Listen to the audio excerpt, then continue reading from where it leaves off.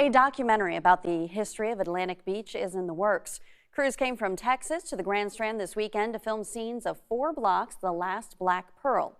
It's expected to be released next summer. But News 13's Claire Purnell spoke to members of the crew earlier today and gives us a behind-the-scenes look into the documentary. CEO and founder of Gone Mad Production, Madeline Patterson, is producing the film, and she says they started filming back in November and continued this weekend.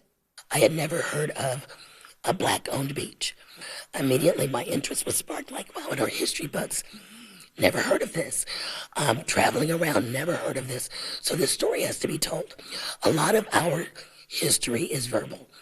Sitting at grandma's table. 4 blocks, the last Black Pearl, is being written and directed by Horry County native Jasmine Frink, who wants to tell the history of Atlantic Beach to future generations. It just really creates that feeling of touching back to your ancestors, and I think it's a beautiful thing.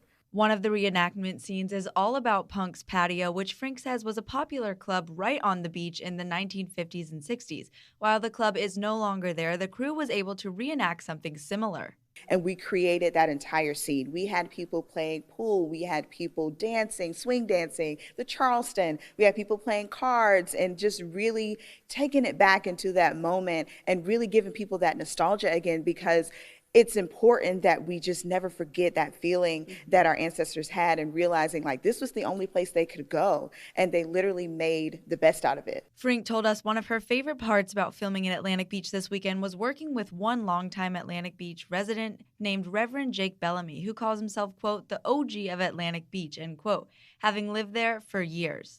And the minute he heard about the film, he signed up to be a part of the reenactment scene and knew he wanted to be a part of it. When he was there, he really instilled in us like, hey, you know, this is my history. This is where we're from, you know, and when you were on Atlantic Beach, you were with family. Frink told us creating this documentary isn't cheap, and they expect the film to cost over $100,000.